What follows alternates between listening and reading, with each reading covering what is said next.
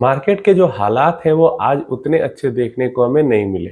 Across the board selling हमें देखने को मिली है, चाहे कोई सा भी इंडेक्स हो, लार्ज कैप हो, मिड कैप हो, स्मॉल कैप हो, माइक्रो कैप हो।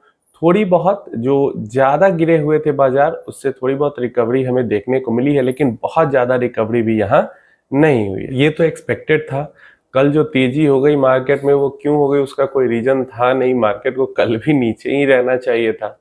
जो भी अब मार्केट के अंदर जो स्ट्रेंथ, फुल फ्लेजेड वाला स्ट्रेंथ मार्केट के अंदर देखने को मिलेगा, वो जब तक डी एस्केलेशन का अनाउंसमेंट नहीं होता, या मतलब जो थोड़ा सा सीज फायर भी कम हो जाए, जो ये मिसाइल्स फायरिंग हो रही है दोनों पक्ष की तरफ से वो कम रुक जाए, तभी मार्केट के अंदर थोड़ी बहुत हमें स्ट्रेंथ देखने को मिलेगी। इजराइल ईरान के वॉर की अगर अपडेट की बात करते हैं यहाँ पे, तो ईरान के तरफ से हमें जरूर डी एस्केलेशन की कोशिश दिख रही है, लेकिन वो भी प्रॉपर सीज फायर की कोशिश नहीं कर रहे हैं। यहाँ पे ओमान एंड कतर इंटरमीडियरी की तरह काम कर रहे हैं। ईरान की तरफ से जो न्यूज़ है, बातचीत है या इंफॉर्मेशन है, वो पहुंचा रहे हैं इजराइल और यूएस तक। यूएस के साथ नेगोशिएशन करना चाहता है ईरान एक शर्त पे।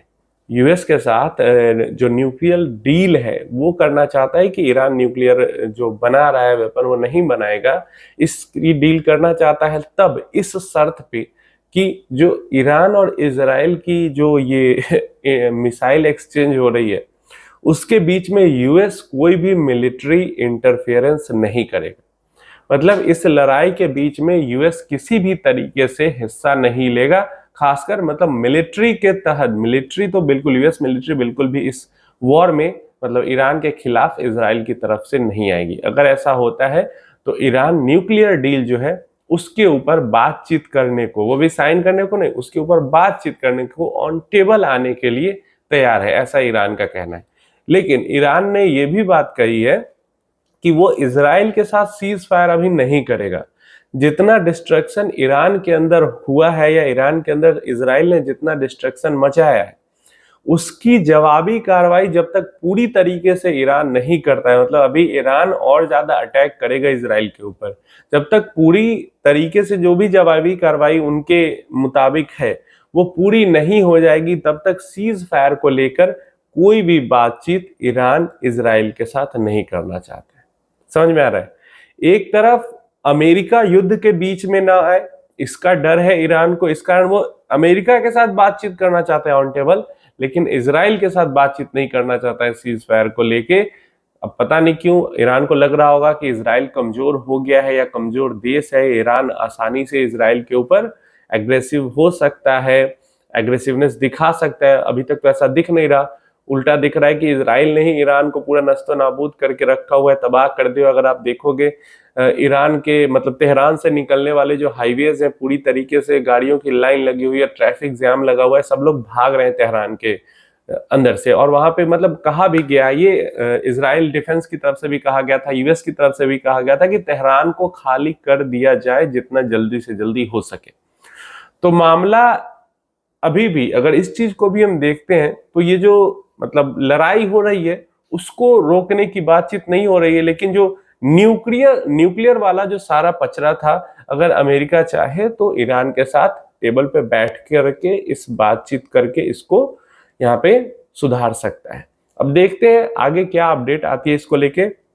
अरब देश जो है, खासकर ओमान और कतर, ये बीच के में जो संदेश वाहक है, मैसेंजर है, वो बने हुए हैं और सुलह कराने की कोशिश कर रहे हैं इन तीनों, ईरान, यूएस और इजराइल के बीच में, कि जो ये लड़ाई छिड़ी हुई है, जंग छिड़ी हुई है, वो और बहुत ज्यादा आगे न बढ़े।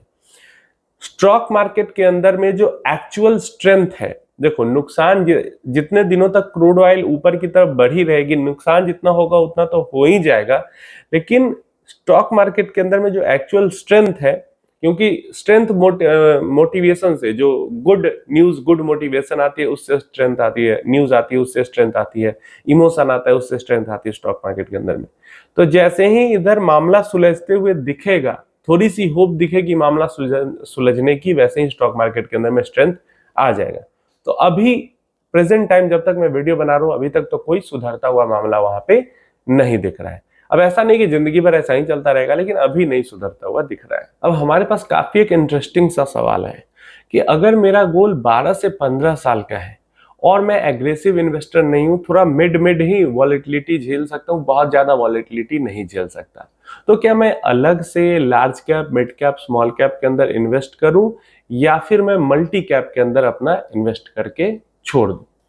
अब देखिए, मेरा जो इस पे एक टेक होगा कि अगर आप वॉलेटिलिटी कम झेल सकते हैं या नहीं झेल सकते हैं, तो आपको अपने हाथ में कमान रखनी चाहिए, क्योंकि मल्टी कैप फंड में भी है, जैसे एसबीआई हो गया या एचडीएफसी हो गया, ये सब थोड़ा सा वैल्यू की तरफ, मतलब वॉलेटिलिटी कम रखने की कोशिश करते हैं अपने मल्टी कैप फंड में भी। लेकिन वहीं पे क्वांट हो गया या मोतीलाल हो गया, ये सब जैसे जो मल्टी कैप फंड्स हो जाते हैं, ये सब थोड़ी सी वॉलेटिलिटी ज्यादा रखेंगे। तो मल्टी कैप भी श्योर शॉट है नहीं कि आपके वॉलेटिलिटी रहेगी पोर्टफोलियो में या नहीं रहेगी, क्योंकि जो मल्टी कैप फंड है 50% तो मिड एंड स्मॉल है ही है श्योर शॉट, उसके अंदर में 25% लार्ज कैप श्योर शॉट है, और बाकी का जो बचा हुआ 25% है वो फंड मैनेजर के ऊपर है। तो इसलिए वो अपने अकॉर्डिंग एग्रेसिव जा सकता है, वॉलेटाइल जा सकता है या डिफेंसिव जा सकता है। क्लियर है? तो अगर हमें बिल्कुल कोई दिक्कत ही नहीं है, फ्री फ्लोट फंड मैनेजर को छोड़ देना है, तब तो मल्टी कैप ले सकते हैं, स्मॉल कैप ले सकते हैं, मिड कैप, कोई दिक्कत नहीं है। लेकिन क्योंकि यहाँ पे एक बहुत बड़ा पॉइंट ये भी है कि हमें वॉलेटिलिटी नहीं चाहिए ज्यादा, हम नहीं झेल सकते हैं, तो यहाँ पे अपने हाथ में कमान रखना ज्यादा बेहतर है। Mid cap, large cap and small cap, तीनों के अंदर खुद से एक्सपोजर लेना ज्यादा बेहतर है।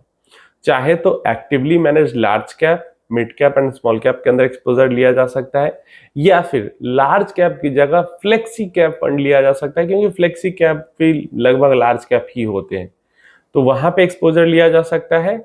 और मिड कैप की जगह मिड कैप 150 मोमेंटम 50 इंडेक्स काफी बढ़िया है, उसके अंदर एक्सपोजर लिया जा सकता है।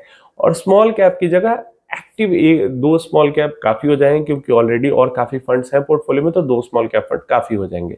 तो ऐसे 4 फंड का काफी अच्छा पोर्टफोलियो बन जाएगा।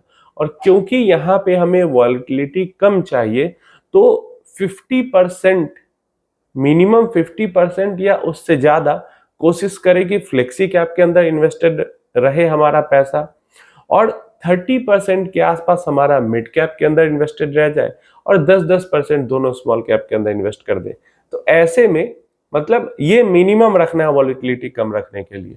लार्ज कैप 50 से 60 हो जाएगा तो कोई दिक्कत नहीं है, लेकिन 50 से 30-40 मत लार्ज कैप को करना, फ्लेक्सी कैप को, क्योंकि फिर वॉलेटिलिटी बढ़ जाएगी ओवरऑल पोर्टफोलियो की। तो इस तरीके को अगर फॉलो किया जाए तो ये बेस्ट सुटेबल होगा। और इससे फायदा ये भी है कि आगे चल के अगर आपको लगता है कि नहीं, अब मैं थोड़ा स्ट्रांग हो चुका हूं, वॉलेटिलिटी को झेल सकता हूं, तो आप लार्ज कैप के अंदर खुद से एक्सपोजर को कम भी कर सकते हैं, और मिड कैप, स्मॉल कैप के अंदर एक्सपोजर को बढ़ा भी सकते हैं, जैसे जैसे मेच्योरिटी आएगी आपको अपने इन्वेस्टमेंट जर्नी के अंदर। तो ये सुटेबल बेस्ट तरीका होगा इन माय ओपिनियन।